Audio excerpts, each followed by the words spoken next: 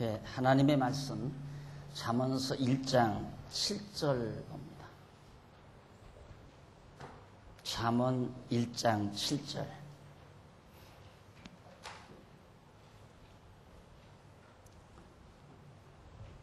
여호와를 경외하는 것이 지식의 근본이오늘 미련한 자는 지혜와 훈계를 멸시하느니라. 내 아들아, 내 아비의 훈계를 들으며 내 어미의 법을 떠나지 말라.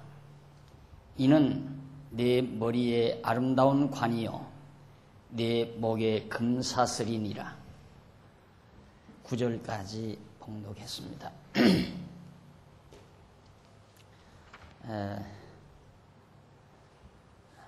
지난 시간 우리는 그 지혜를 얻으라는 훈계 내용을 우리가 살피는 가운데 지금부터는 우리가 지혜의 훈계를 들으라는 그런 말씀을 우리가 살피게 됩니다. 지금까지는 이제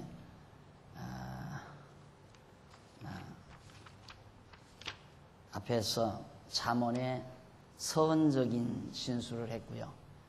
우리가 잠언을 공부하기 위해서 아주 서원이 매우 중요하죠. 그 언어의 뜻이라든가 흐름을 정확하게 파악을 했습니다. 여러분들이 명심할 일은 지혜라는 것, 그리고 훈계, 그리고 명철, 이런 것들을 잘 교훈, 지혜, 훈계, 그리고 지식, 명철, 이런 흐름에 대해서 잘 기억을 하시면서 이제 우리가 그 지혜를 얻으라는 훈계 내용을 우리가 살펴보게 됩니다. 그 가운데서 이제 왜 우리는 지혜를 얻어야 하는 까닭이 뭔가, 왜 지혜를 얻어야 하나 하는 문제를 이제 솔로몬이 아들에게 밝혀주는 건데, 이제 봉독해드린 1장 7절로 9절 말씀은 솔로몬이 아들에게 여호와를 경외하는 까닭을 가르쳐주는 내용입니다. 4110페이지에 나오는 얘기죠. 1장 7절로 9절. 솔로몬이 아들에게 여호와를 경외하는 까닭, 왜 여호와를 경외해야 하는가. 우선 7절을 보면 아들에게 지식의 근본과 미련한 자의 태도에 대해서 가르쳐주죠. 지식의 근본이 바로 여호와를 경외하는 것이다. 그 여호와를 경외하는 것이 지혜예요. 그러니까 지혜가 지식의 근본이죠.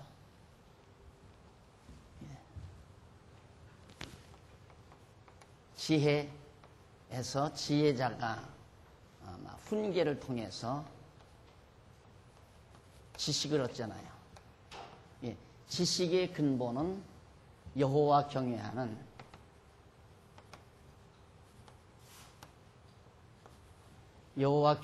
지혜가 바로 지식의 근본이죠.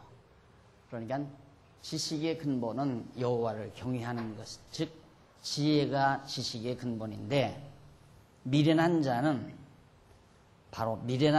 어떤 결과를 가져오냐면, 어떻게 하느냐면 지혜와 훈계를 멸시한다.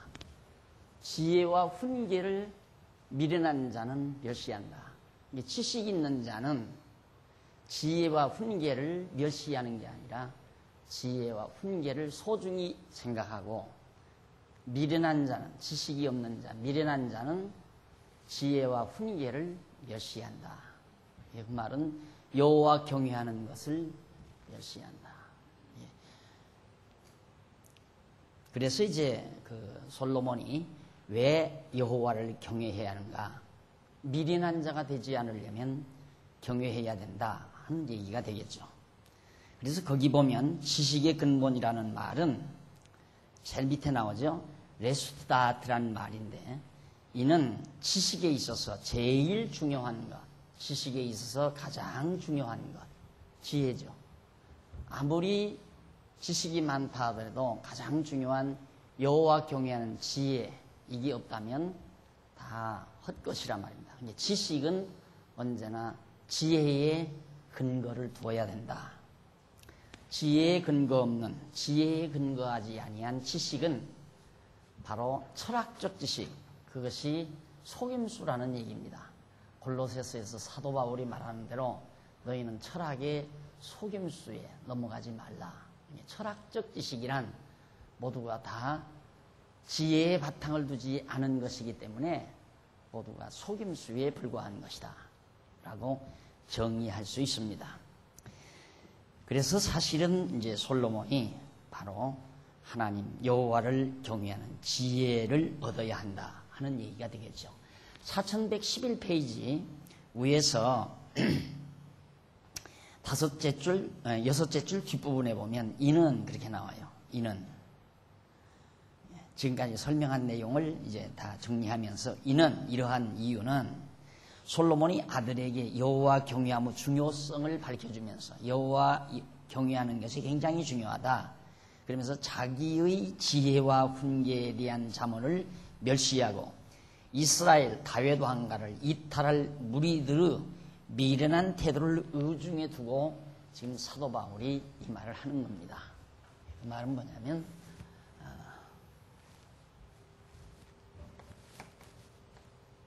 다윗 그리고 이제 솔로몬 아니에요? 솔로몬인데 왜 솔로몬이 자기 아들에게 르호보암이죠. 르호보암에게 무엇 때문에 너는 지혜를 얻으라고 하는가? 미련한 자는 누구를 말하면 여로보암을 말하는 거예요. 여로보암. 미련한 자는 지혜와 훈계를 멸시한다. 즉 하나님 여호와 경외하기를 멸시한다. 그러니까 여호와 하나님 경외하기를 멸시하니까 자기 멋대로 나라를 세워서 갈러 나간다는 그런 내용을 솔로몬이 의중에 두고 지금 이런 말을 하고 있는 겁니다. 그래서 거기 보면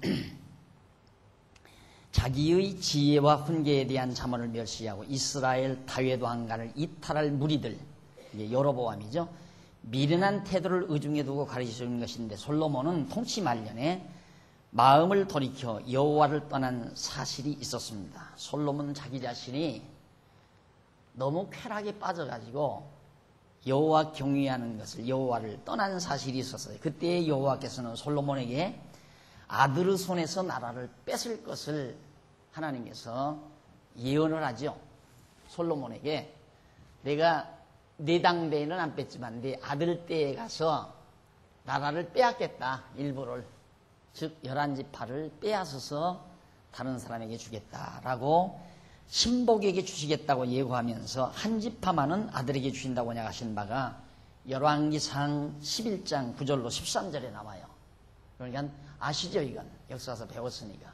그러니까 내 아들에게 한 지파만 주고 나머지 지파는 다 빼앗아 버리겠다. 그래서 솔로몬은 이런 사실을 솔로몬이 알고 있기 때문에 솔로몬은 아들에게 여호와를 떠나지 말고 경외하는 것이 제일 중요한 것을 강조한 겁니다. 야, 나도 여호와를 떠났는데 내가 여호와를 잠시 떠났더니만 하나님께서 내게서 나라를 한 지파만 남겨놓고 다 빼앗는다고 하나님께서 그랬다. 그러니까 너도 이 다음 내 뒤를 이어서 왕이 되더라도 절대 정말 여호와를 떠나서는 안 된다. 여호와 떠나지 말고 여호와를 잘 경외해야 된다. 이것을 당부하는 내용입니다. 그러면서 다윗 왕가를 이탈할 무리들의 미련한 태도를 가르쳐 준 겁니다. 다시 말하면 솔로몬은 아들에게 자기처럼 마음을 돌이켜 여호와를 떠나지 말고 다윗 왕가를 배반하여 이탈할 반역의 무리들을 따르지 말라고 경고하는 뜻에서 지금 가르쳐 주고 있는 겁니다. 그러니까 르호보암 내가 여호와 하나님을 여호와 하나님을 경외한다면 하나님의 언약대로 다윗 왕가를 계승해서 유다지파 하나만이라도 붙들고 나라를 지탱해 나가지만은 네가 만약에 미련하다면 미련한 자 따라서 북쪽 이스라엘 여로보암의 수중에 들어가 가지고 네가 바보처럼 미련하게 살아서는 안 된다. 그런 의미를 의중에 깔고 지금 솔로몬이 아들에게 이렇게 교훈하는 겁니다. 그러니까 단마디로 말하면 여호와 경외해야 되는 까닭을 아주 잘 표현했잖아요. 왜 여호와를 내가 경외해야 되는가? 하나님께서 다윗 왕가 이거 하나님이 보호해 주시고 지켜주신다고 했으니까 너는 나처럼 여호와 떠나서는 안 된다.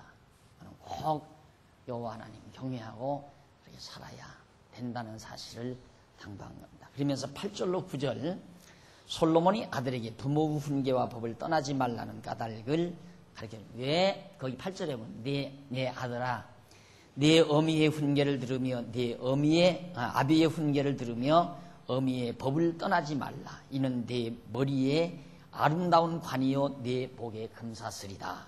그러니까 아비의 훈계 여기죠. 아비의 훈계 지혜를 얻은 솔로몬의 훈계를 내가 꼭 따라야 된다. 그리고 어미의 법 이 법이라고 하는 것 이것도 이게 이제 물수변에 갈 거라고 그랬죠. 법이 뭐냐? 하나님의 법이 이 법이 여호와 하나님의 뜻이에요. 여호와 하나님의 뜻이 이게 하나님의 뜻 아니에요? 이게 뜻. 그러니까 어미의 법, 아비의 훈계, 어미의 법 같은 말이에요. 아비의 훈계도 여호와 경외하라는 것이고 어미의 법도 여호와 경외하며 살라는 거고 법이라는 게 뭐냐? 하나님의 여호와 하나님의 뜻을 말해요. 뜻이 법이니까. 그러니까 그 법대로 버려서는 안 된다. 그런 얘기죠. 그런데 왜 그것이 9절에 보면 그것이 왜 무엇 때문에 그것이 아름다운 관이 되고 내 목에 금사슬이 되는가? 거기 보면 밑에서부터 잠깐 본문대로 한번 읽어보고요. 밑에서부터 7째 줄 앞부분에 보시면 여기서 아버지의 훈계는 여호와를 경외하는 지혜를 얻기 하려는 교훈을 말하고 어미의 법은 여호와를 경외하며 섬기는 법도를 말한다. 여호와를 경외하며 섬기는 것. 여호와의 뜻대로 살아가는 거죠. 그런데 솔로몬은 다윗 왕과 왕위를 계승할 자기 아들인 왕자에게 여호와 경외하기를 깨닫도록 가르치는 아버지의 교훈 그리고 어머니의 가르치는 여호와 경외하는 법도를 떠나지 말라고 가르쳐주죠. 그리고 그 까닭은 왜냐하면 이제 9절 설명이 나와요. 솔로몬은 훈계를 듣고 법을 떠나지 않는 것이 이스라엘 다윗 왕가의 왕위를 계승할 왕자에게 그 머리에 써야 할 아름다운 왕관이 되며 목에 걸칠 금사슬이 왕이 목에 걸칠 금사슬이 되기 때문에 영화로움이고 아름다움이죠. 되기 때문이라고 말한 거죠. 다시 말하면 왕자가 부모의 교훈대로 솔로몬의 교훈대로 여호와를 경외하는 법도에서 떠나지 말아야 하는 그 까닭은 솔로몬의 아들로 이스라엘 다윗 왕가를 이어가게 하실 뿐만 아니라 그 아들로 다윗 왕가의 왕위에 올라 부와 영화를 누리도록 섭리하실 것이기 때문에 그러니까 아버지가 가르쳐준 훈계대로 어머니의 법도대로만 내가 계속해서 이렇게 살아가면 내가 정말 다윗 왕가의 왕위에 앉아서 면류관, 왕관, 머리에 관, 왕관을 쓰게 되고 목에 금사슬을 매게 된다. 권좌와 영화를 네가 누리게 된다 하는 얘기입니다. 자, 그러니까 역사를 모르면 이스라엘의 역사를 모르면 바로 지금 단지 7절로 9절에 나오는 말씀도 무슨 얘기인지 잘 모르겠죠. 왜 그런 얘기를 솔로몬이 했으며 솔로몬이 그 말을 하는 의중이 무엇인가를 이스라엘 역사를 모르면 전혀 해석할 수가 없는 거예요. 역사를 알면 그래서 관을 쓴다는 얘기고 목에 금사슬을 맨다는 얘기로구나 하는 걸 우리가 알 수가 있습니다. 자, 그리고 또 넘어가서요.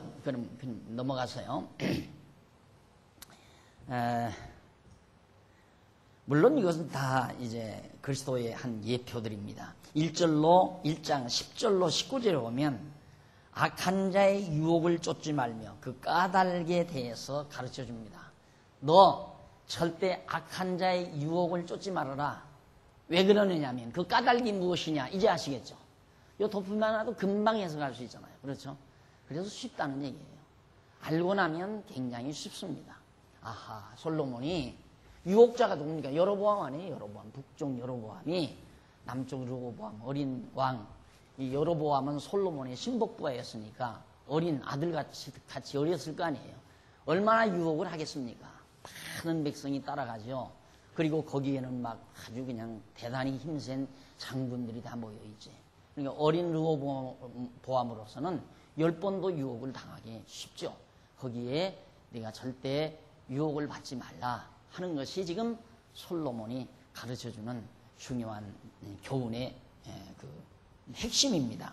한번 읽어보십시다. 10절. 내 아들아, 악한 자가 너를 꿰을지라도. 그러니까 여기서 악한 자란 말은 북쪽 여로보암을 말하는 거 아니에요? 북쪽 여로보암. 악한 자가 너를 꿰을지라도 쫓지 말라. 그들이 네게, 그러니까 여로보암을 따르는 무리들이죠. 네게 말하기를 우리와 함께 가자.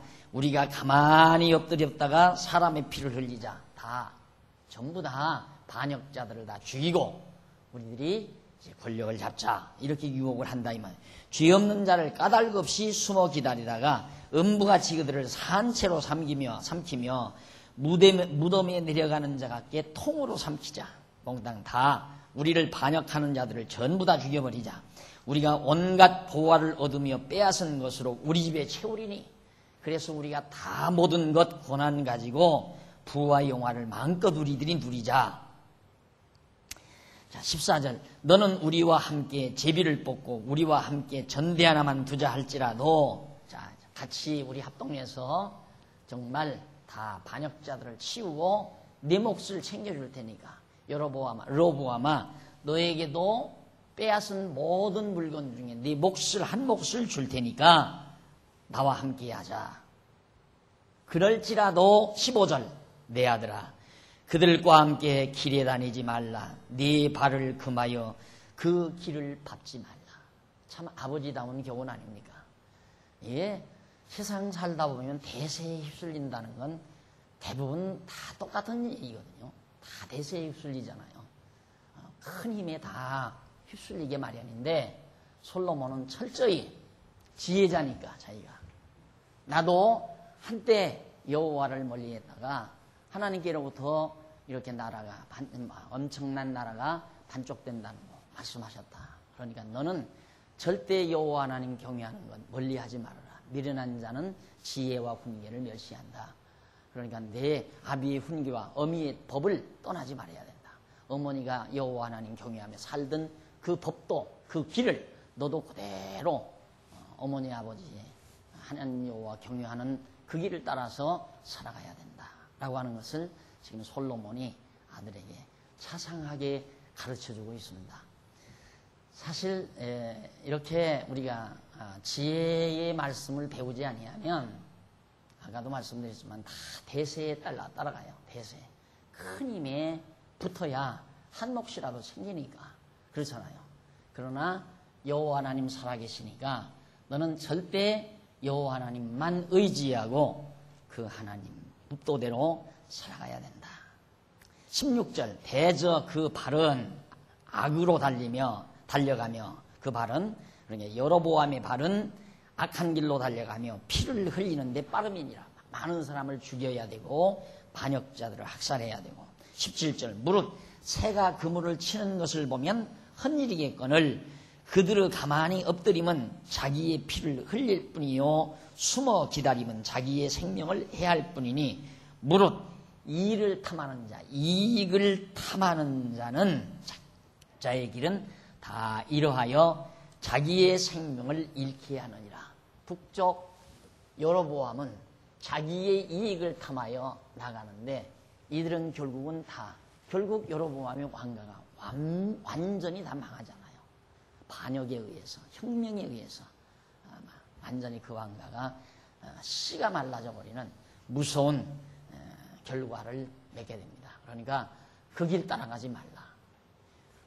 이 지혜가 없으면 그걸 어떻게 알겠어요? 마치 점치는 것 같잖아요. 세속적인 말로 말하면 앞으로 되질 일을 지금 솔로몬이 다 말하는 거예요. 앞으로 되질 일을 아들에게. 이게 마치 점쟁이처럼 얘기하는데 이게 점쟁이는 그건 완전히 귀신에 접해서 장난치는 거고 자기 감각으로 하는 얘기지만 이건 하나님의 정하신 뜻을 솔로몬에게 하나님께서 알려줘가지고 이미 확실한 것을 솔로몬이 아들에게 가르쳐주는 이런 지혜에 대한 훈계의 말씀이란 말입니다. 여호와 경외하라. 그러니 이 여호와를 경외하며 산다는 것이 얼마나 소중한가를 오늘 사는 우리도 알 수 있잖아요. 아무리 세상이 대세가 어떻다 하더라도 세상 문화가 어떤 큰 대세를 이루고 살아간다 할지라도 세상 문화 따르지 말고 여호와 하나님 경외하며 살아가는 이 길을 채택하며 산다는 것이 얼마나 소중하고 값진 일인가를 다시 한번 우리 스스로도 느낄 수가 있는 겁니다. 자, 이런 걸 보면 정말 우리가 부모로서 자라나는 자녀들에게 정말 이렇게 말하며 가르칠 수 있는 부모로서의 위치에 있다면 얼마나 좋을까. 그러나 대부분은 이런 훈계를 하는 것이 아니라 야, 교회는 천천히 다녀도 된다. 우선 시험 합격해야 한다.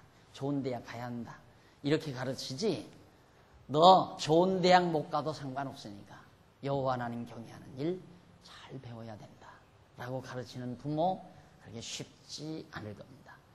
이것은 지혜자만이 할 수 있는 일이죠. 지혜자가 아니면 도저히 그걸 어떻게 뭘 믿고 아이고 이렇게 했다가 저는 망치면 어떡하나 저놈들 앞길이 다 망가지면 어떡하나 이 두려움 때문에 어떻게 하겠습니까? 그러나 여호와 경외하며 사는 길이 확실히 분명하게 보장된 길이라는 사실이 믿어져야 그런 교훈이 가능하다는 얘기입니다. 거기 보면 제비를 뽑는다는 말이 나오죠. 거기 너 이제 이 여로보암이 쉽게 말하면 여로보암이 르호보암에게 야 우리 함께 다 반역자들 다 죽여버리고 다 물건 뺏어서 내 목 챙기고 네 제비를 뽑아서 내 몫을 챙기도록 그렇게 하자 했을 때 그 제비를 뽑는다는 말이 그 밑에 보면 4113페이지 밑에서부터 7째 줄에 거기 중간에 나오죠. 호랄카 타필이라는 말이에요. 그런데 이는 몫을 나눈다. 네개에 해당된 몫을 네개 주마 그 말이에요. 그러니 얼마나 유혹이 얼마나 강렬합니까? 같이 합심해서 이루어 가지고 다 뺏어서 내 몫을 네게 주마. 그러니까 너 따로 놀지 말고 같이 하자. 이렇게 해도 절대 넘어가지 말라. 얼른 생각하면 그것이 편안하고 좋잖아요. 그렇잖아요. 그러나 만약에 여기와 합세하지 아니하면 이 강한 세력이 자기를 죽일지도 모른다 이 말입니다. 그렇잖아요. 너무 여기는 11지파고요. 한 지파예요. 그런데도 혼자 살아라 이 말. 혼자 너 그냥 내가 지도하는 대로 살아가라 그 말이에요. 세상 모든 사람들이 다 딴 길로 간다 할지라도 너만은 그 길을 걸어가라. 이렇게 가르치는 것이 지금 솔로몬의 강한 지혜의 교훈입니다. 정말 우리들이 이 세상 살아가면서 그렇게 쉽게 할 수 없는 일이라는 사실을 솔직히 인정하지 않을 수가 없는 거죠. 그러나 이렇게 우리는 가르쳐야 됩니다. 자라나는 우리 자녀들에게 꼭 그렇게 가르쳐야 됩니다. 너 좋은 대학 안 가도 좋다. 너 세상에서 큰 돈 못 벌어도 좋다. 오직 여호와 하나님 경외하면서 사는 것이 가장 지혜로운 길이라는 것을 자녀들에게 꼭 심어 가르치는 것이 참으로 지혜로운 부모라는 사실을 다시 한번 우리가 느껴야 할 줄 압니다. 자, 이쯤 정리를 하고 또 넘어갑니다. 넘어가서 어디를 보느냐면 4115페이지 위에서 9째 줄 줄바꾼 데 나오죠. 이상은 나와요. 그 이상은 그 이상은 그 아래로 이상은부터 아래로 네 번째 줄 중간에 보시면 빨리빨리 찾아야 돼요. 이상은 네 번째 줄 거기서부터 네 번째 줄 중간에 보면 그 까닭을 간단히 요약하면 거기 나와요. 다윗 왕가를 이탈한 여로보암을 따르는 악한 무리는 악으로 달려가다가 반드시 멸망당하도록 작정되어 있기 때문이라는 것입니다. 당연하잖아요. 여호와 경외하지 아니하는 자들은 다 망하는 것이 작정되어 있다 이 말입니다. 그래서 솔로몬에게 절대 따라가지 말라라는 거죠. 이러한 솔로몬의 훈계는 장차 오실 메시아가 마지막 심판날에 멸망당할 마귀의 유혹을 쫓지 아니하고 물리치시는 사역을 통해 가르쳐 주실 예표로서의 모형과 그림자로 우리에게 보여집니다. 마태복음 4장 1절로 11절. 마귀의 권세가 사단이 예수님께 와서 40일 금시간 예수님께 와서 별것으로 다 유혹하죠. 아무리 유혹해도 예수가 결국에는 넘어지지 않고 말씀으로 사단을 물리치는, 마귀를 물리치는 역사가 마태복음 4장 1절로 11절에 나타납니다. 이와 같은 솔로몬의 훈계에 대한 잠언은 훗날 역사에서 그대로 다 이루어지죠. 솔로몬의 지혜의 훈계는 역사상에서 그대로 다 이루어져요. 솔로몬 왕의 신복 여로보암은 자기를 따른 무리와 함께 다윗 왕가를 이탈하여 왕가를 따로 세우지만 급기야 여호와의 작정하신 뜻에 따른 언약대로 그 나라는 멸망에 이르게 됩니다. 구약 열왕기 상하에 기록된 북쪽 이스라엘 나라의 역사 내용이 바로 그것이죠. 여로보암 망한다는 3, 4대 만에 망하고 또 망하고 또 망하고 또 망하고, 그러니까 결국 아수르에게 최종적으로 다 북쪽 이스라엘은 완전히 멸망당해버리고 말잖아요.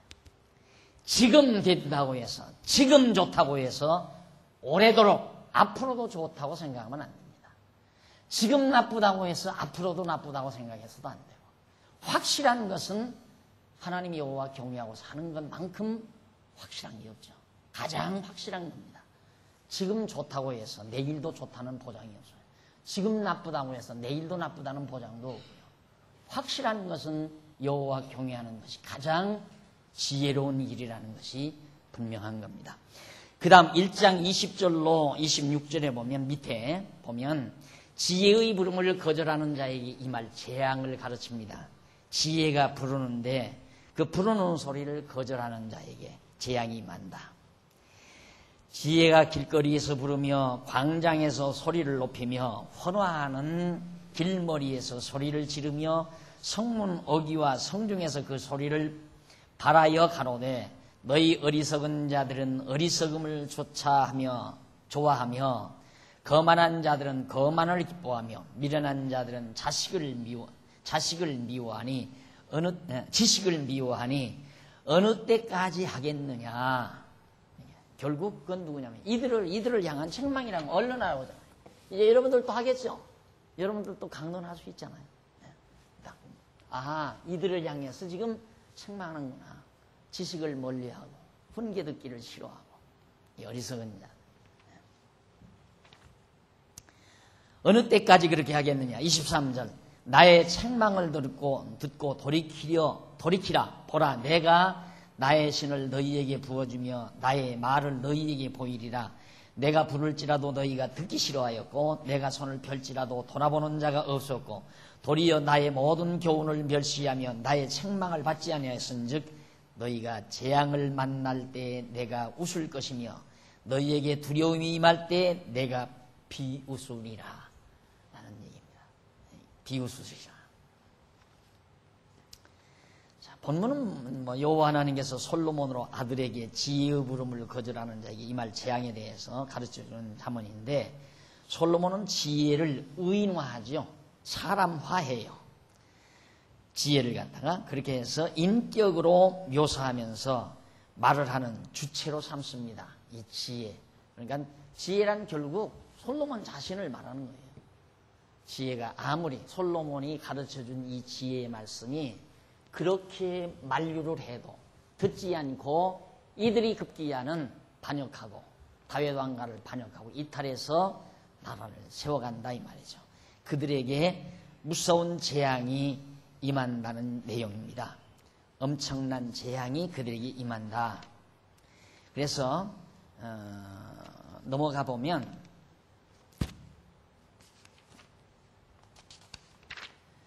18페이지 위에서 네 번째 줄 24절로 26절에 나오죠. 솔로몬이 아들에게 지혜의 부름을 미련한 자들이 거절함으로 지혜가 비웃을 것에 대해서 예언하는 내용이 나옵니다. 그리고 그들에게 재앙이 임하고요. 솔로몬은 지혜가 부를지라도 미련한 자들이 듣기 싫어하였고 지혜가 손을 펼지라도 돌아보는 자가 없었다. 도리어 지혜의 모든 교훈을 멸시하며 지혜의 책망을 받지 아니하였으므로 미련한 자들이 재앙을 만날 때 지혜가 웃을 것이며 그에게 두려움이 임할 때 지혜가 비웃는다고. 이게 로보암 대가 정말 지혜의 훈계를 받아서 내가 지혜를 얻으면 결국 이들이 망할 때 너는 웃고 즐거워할 날이 있다. 그 말이에요. 절대 그들이 아무리 힘이 있고 능력이 있고 힘이 세네 많은 흐름이 그들의 숫자가 많다 할지라도 어떠한 유혹에도 넘어가지 말라. 그들이 미련해서 망할 때에 도리어 네가 웃고 즐거워할 날이 있다. 그것이 바로 지금 솔로몬이 가르쳐주는 아들에 대한 훈계입니다. 그 정도 해도 이제는 다 이해가 가실 줄 압니다. 그러면 19페이지 한번 보십니다.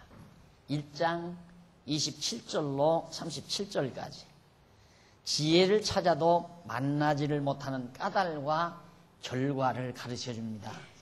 지혜를 아무리 찾아도 만나지도 못하는 왜 그 지혜를 찾으면 만날 수 있잖아요. 그런데 못 만나는 까닭과 그 결과에 대해서 솔로몬이 미리 말합니다. 벌써 아시겠죠, 여러분?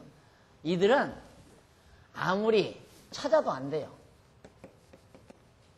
찾아도 불가능하다. 왜? 정해져 있기 때문에. 이미 미련하게 행동해서 망하도록 정해져 있기 때문에 아무리 이들이 지혜를 찾으려고 노력을 해도 못 찾는다 이 말이에요. 한번 읽어보십시다. 너희의 두려움이 광풍같이 임하겠고 너희의 재앙이 폭풍같이 임하리니 엄청난 재앙이 그들에게 임한다. 그때에 너희가 나를 부르리라. 그래도 내가 대답지 아니하겠고 부지런히 나를 찾으리라. 그래도 나를 만나지 못하네. 누구를? 지혜를. 대저 너희가 지식을 미워하며 여호와 경외하기를 즐거워하지 아니하며. 이게 지혜를 못 찾는 거죠. 예. 지식을 미워하고 여호와 경외하기를 즐거워하지 않으니까 나의 교훈을 받지 아니하고 나의 모든 책망을 업신여겼습니다. 그러므로 자기 행위의 열매를 먹으며 자기 꾀에 배부르리라. 어리석은 자의 퇴보는 자기를 죽이며 미련한 자의 안일은 자기를 멸망시키려니와 오직 나를 듣는 자는 안연히 살며 재앙의 두려움이 없이 평안하리라. 확실하게 보장되죠. 어리석은 자의 퇴보는 자기를 죽이며 어리석은 자 여로보암 북쪽 이스라엘 여로보암은 자기를 죽이며 미련한 자의 안일 여로보암의 안일 당분간 가서 11지파 데리고 왕이 됐을 때 얼마나 안일했겠습니까? 성공한 것 같고 야 저까지 한 지파 남았는데 저거야 시간 문제다. 이제는 머지않아 우리가 온 이스라엘 전부를 다 장악하고 우리가 정말 지배할 수 있다.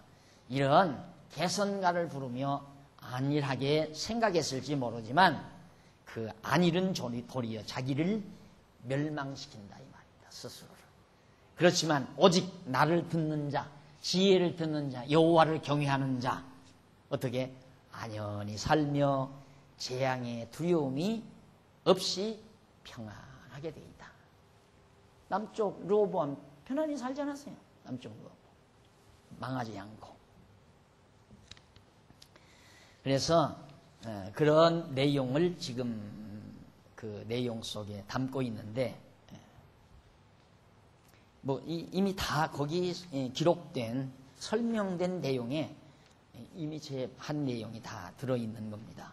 그래서 21페이지 위에서 두 번째 줄에 보면 이상은 여호와 하나님께서 솔로몬 아들에게 지혜를 만나지 못하는 까닭과 결과에 대해서 훈계에 대한 자문을 가르쳐주는 섭리 내용인데 솔로몬은 재앙의 날에 지혜를 찾아도 만나지 못하는 까닭 그 결과에 대해서 가르쳐 주었습니다. 이를 정리하면 솔로몬이 아들에게 여호와 경외함을 포기한 여로보암을 따르는 무리가 세우는 북쪽 이스라엘 왕국은 망하지만 여호와의 작정하신 뜻에 따라 세워진 남쪽 유다 다윗 왕국은 평강을 누릴 것을 예언적으로 가르쳐준 거라고 아주 간단하게 요약해서 말씀드렸죠. 바로 그거예요.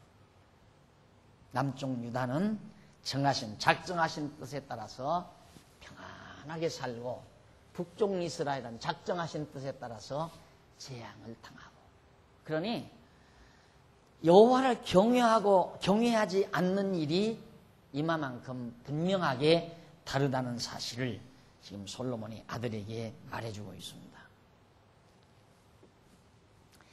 자, 그 다음 이제 2장 넘어갑니다. 2장 1절로 8절에 보면 2장 1절에서 8절로 보면 거기에 마음이 지혜로 향해 여호와를 알게 되는 까닭을 가르쳐주는 내용이 나와요. 자, 시간 벌써 다 됐죠? 아직 안 됐나요? 넘었죠? 네? 네, 15분 넘었어요.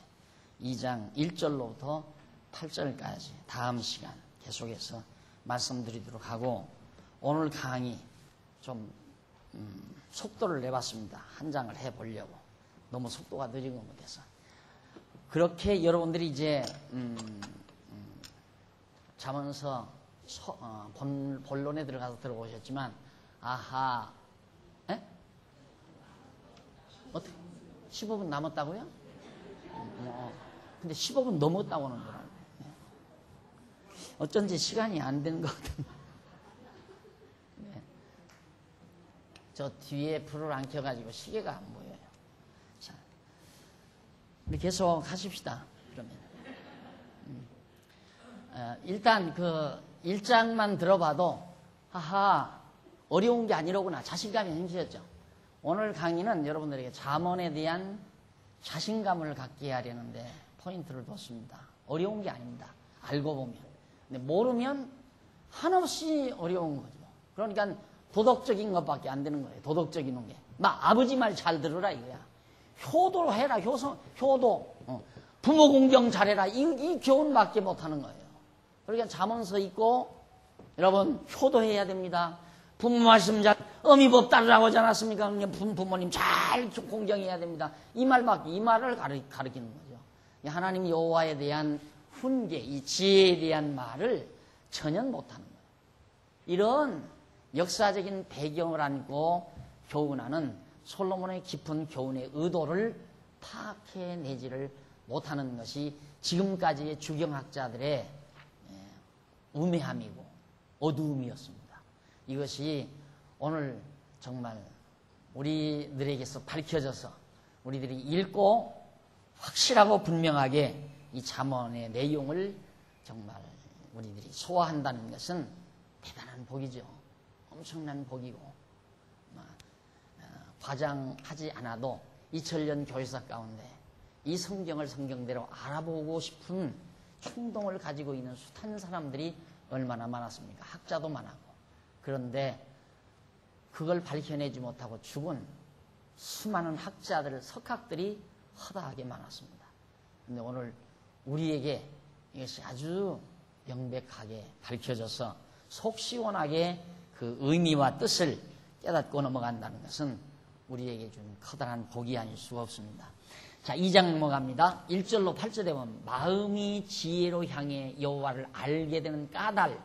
자, 마음이 지혜로워가지고 여호와를 알게 되는 까닭이 뭔가, 그걸 또 솔로몬이 말해줘요. 내 아들아, 네가 만일 나의 말을 받으며 나의 계명을 네게 간직하며 네 귀를 지혜에 기울이며 내 마음을 명철에 두며 지식을 불러 구하며 명철을 얻으려고 소리를 높이며 은을 구하는 것 같이 그것을 구하며 감추인 보배를 찾는 것 같이 그것을 찾으면, 아까는 아기는 아무리 찾아도 못 찾는다더니만 이제는 아들한테는 내가 열심으로 그걸 찾으려고 해서 찾으면 여호와 경외하기를 깨닫는다 이 말이에요. 여호와 경외하기를 깨달으며 하나님을 알게 된다. 그러니까 여호와 하나님을 아는 것이 벌써 지혜로운 자예요. 지혜로운 자. 결국 무엇 때문에 지혜를 얻고 지식을 얻고 명철을 얻고 훈계를 받으려고 애쓰고 그렇게 노력하는 까닭이 뭔가?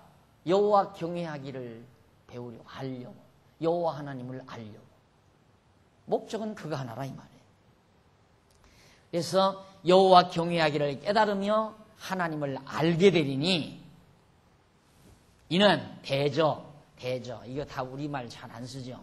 이는 그렇게 여러분들이 이해를 해도 됩니다. 6절 이는 여호와는 지혜를 주시며 지식과 명철을 그 입에서 내시며 지혜로운 입에서 내시며 그는 정직한 자를 위하여 완전한 지혜를 예비하시며 정직한 자. 자, 그러면 쉽죠? 정직한 자. 거짓말하지 않은 자. 우리는 정직한 자 하면 남을 속이지 않는 자, 거짓말하지 아니하는 자, 이런 사람을 정직한 자라고 그러잖아요. 성경에서의 정직한 자란 지금 여기를 말하잖아요. 바로 하나님 정하신 뜻대로 살아가는 자, 즉 여호와 경외하는 자, 그가 곧 정직한 자죠. 여호와 경외하며 하나님을 아는 자, 지혜자가 정직한 자다. 그래서 르호보암을 지금 의중에 두고 그는 정직한 자를 위하여 완전한 지혜를 예비하시며, 지혜를 예비한다는 말은 하나님의 정하신 뜻을 다 예비해 놓으신다. 예비하시며 행실이 온전한 자에게 방패가 되시나니. 여기서 행실이 온전한 자,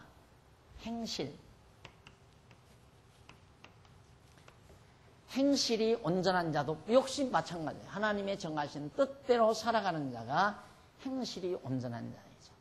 그러니까 여호와 하나님 경외하며 사는 것이 정직한 자고 행실이 온전한 자이고 의로운 자이고, 여호와 하나님을 경외치 아니하는 어리석은 자, 자기의 욕망대로 자기의 야망대로 살아가는 여로보암이 바로 악한 자이고 불성실한 자이고 사악한 자이고, 그렇게 깨끗하게 구분이 됩니다.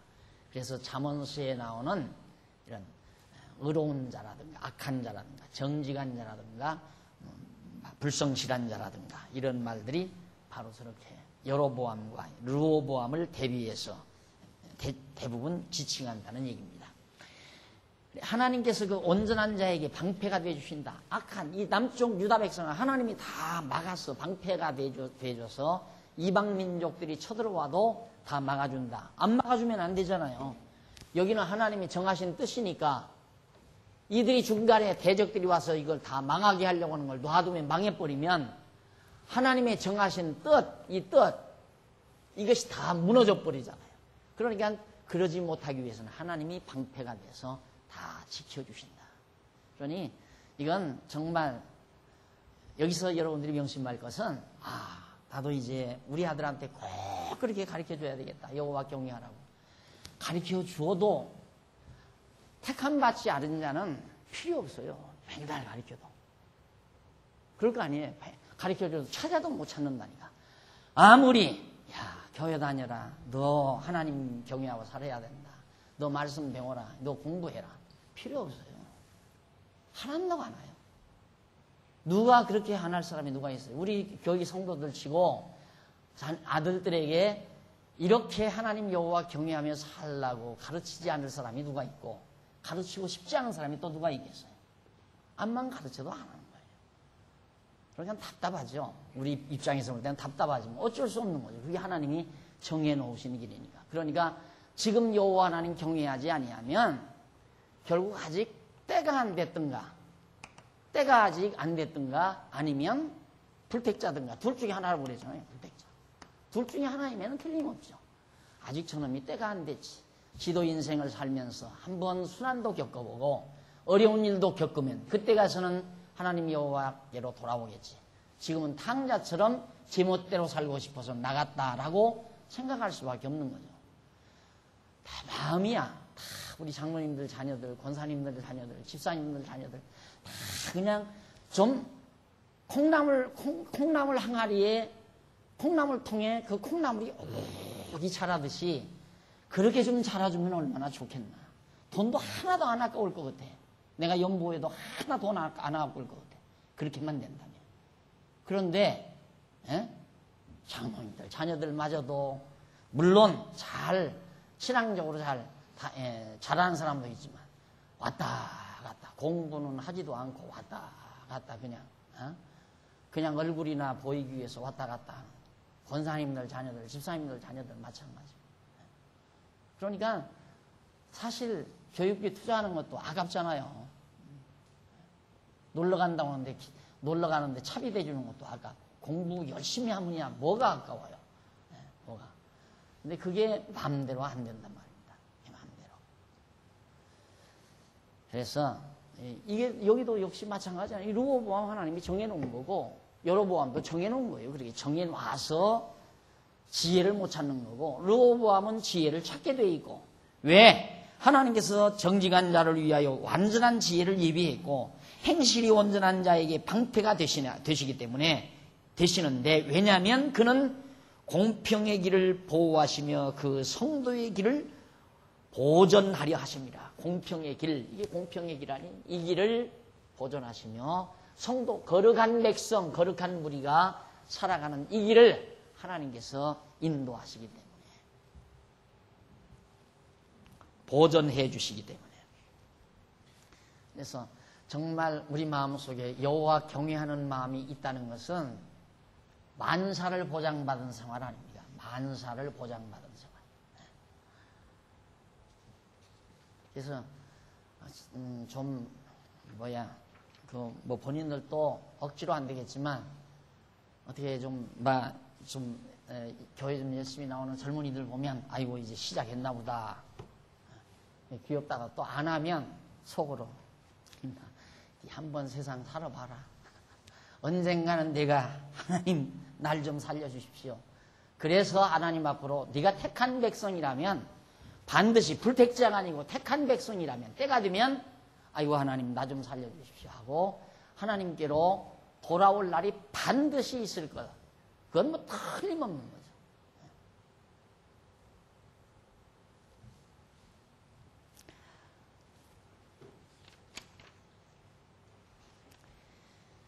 그래서 거기 이제 넘어가서 21페이지에 위에서 두 번째 줄 이상은 여호와 하나님께서 솔로몬의 아들에게 지혜를 만나지 못하는 까닭과 결과에 있어서 훈계에 대한 자문을 가르쳐 주었는데 솔로몬은 재앙은 아래 지혜를 찾아도 만나지 못하는 까닭과 그리고 그 결과에 대하여 가르쳐 줍니다. 잘못했어요? 죄송합니다. 바람이 넘어가가지고요. 어디야? 맞아요. 제가 잘못 가기 했나요?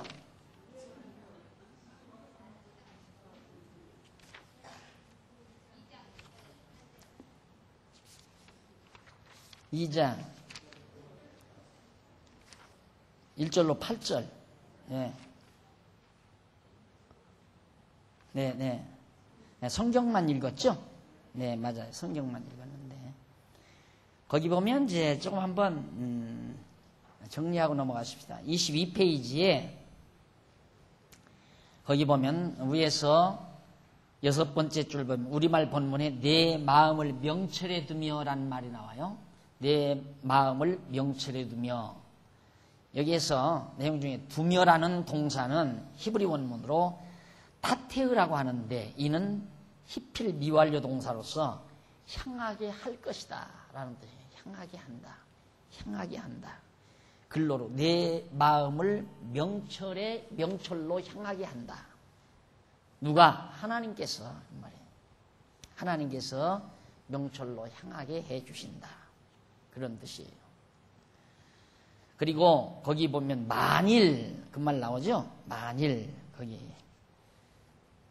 제 1절에 내 아들아 네가 만일 나의 말을 받으며 나의 계명을 네게 간직하며 이 만일이라는 말 이게 늘 가끔 나오는데 자꾸만 이걸 우리말 성경에서는 히브리 말로 임이라는 말인데 이걸 조건문일 경우에만 만일이라고 번역이 돼요.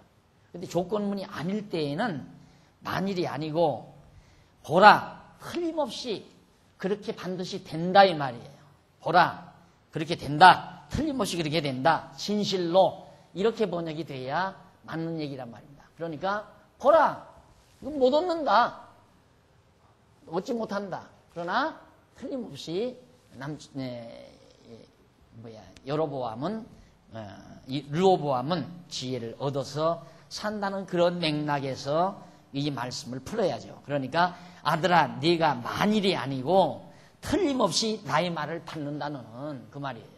그렇죠? 그래야 맞잖아요. 너는 틀림없이 내 말을 받는다. 그러니까 우리말 번역이 잘못된 거나 이 말이에요. 예, 임이라는 히브리 말이 조건문일 경우에는 만일로 번역이 되는데 조건문이 아닐 때에는 진실로 참으로 아니면 틀림없이 보라 너 내 말 받는다. 너는 내 교훈 듣는다.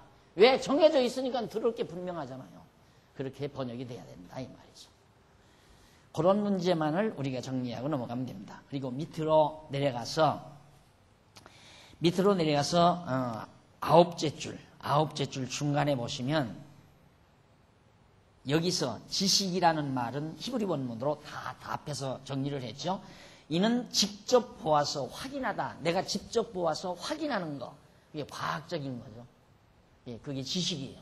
지식은 과학적인 거예요. 직접 보아서 확인하는 것. 이는 확인하는 것이라는 뜻을 가지고 있는 야다라는 말에서 유래돼요. 야다라는 말이 직접 보아서 확인한다. 다트란 말이 지식인데 지식 또는 알다라는 뜻으로서 여호와께서 창조하시고 섭리하시는 만사만물의 이치에 대한 경험에 의한 직관적인 식, 아까 말했죠. 직접 보아서 확인하는 지식. 또 2절과 3절 사이에 인과적 관계를 나타내는 키라는 말이 나와요. 대저 나왔죠. 아까 대저 나오는데 이 키라는 접속사가 있는데 그러므로 본문은 틀림없이 솔로몬의 아들이 솔로몬의 지혜로운 말을 듣고 귀와 마음을 지혜와 명철로 향하게 된다. 틀림없이 솔로몬의 아들 르호보암은 솔로몬의 지혜의 훈계를 듣고 지식과 명철의 마음을 명철에 두면 아니라 명철로 향하게 된다. 그래서 명철을 간직하게 된다. 르호보암이 되게끔 돼 있다 이거예요. 그래서 아무나 여호와 하나님 경외하고 사는 거 아니다. 내가 늘 강조하는 건 그 말이에요. 아무나 되는 게 아니야. 하나님께서 경외하게 해야 경외하는 거지. 아무나 지혜를 얻고 아무나 명철을 얻는 게 아니다. 그 다음 넘어가서 23페이지 위에서 9째 줄 거기 보면 5절로 8절 나오죠. 그 밑으로 내려와서 줄바꾼 데 하나 나옵니다. 여호와 경외하기를 깨달으며 하나님 알게 되는 까닭에 대해서 가르쳐주는 내용인데 여기서 지식이라는 말은 히브리 원문으로 다트라고 하는데 이는 지식 또는 알다라는 뜻으로서 여호와께서 창조하시고 섭리하시는 아까 설명한 다시 반복해드리는 겁니다. 중요한 말이기 때문에 명철이라는 말은 비나라고 했죠. 이는 이해나 명철 또는 의미라는 뜻으로서 언약의 말씀대로 이루어주시는 여호와 하나님을 깨달아 알므로 인하여 만사만물을 정하시는 뜻대로 섭리하시는 총체적인 하나님의 경륜을 밝히 이해하는 마음. 아하, 하나님이 이렇게 섭리해 가시는구나. 이걸 이해하는 그런 마음이 명철이다.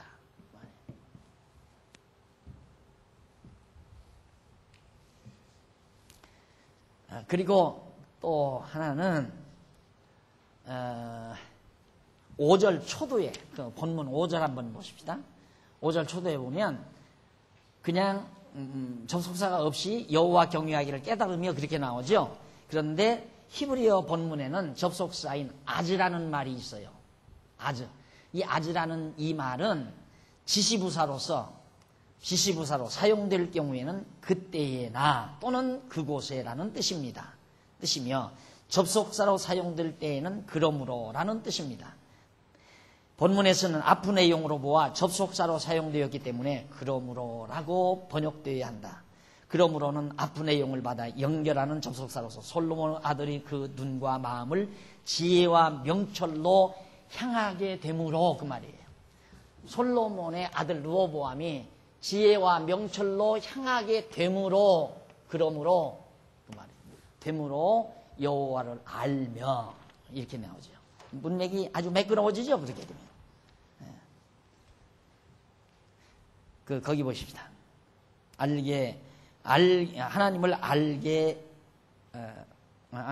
그를 4절에 은을 구하는 것 같이 그것을 구하며 감추인 보배를 찾는 것 같이 그것을 찾음으로 그렇게 돼요. 찾음으로 여호와 경외를 깨달으며 하나님을 알게 되리니. 하나님께서 찾게 하심으로, 그것을 찾게 하심으로 말이죠. 결국 여호와 하나님 경외하기를 알게 된다. 이게 하나님께서 모두가 지혜도 주고 명철도 주어서 여호와 하나님 경외하고 알게 하신다. 그 말을 정리하기 위해서 지금 말씀을 해드린 겁니다. 그 다음 이제 넘어가서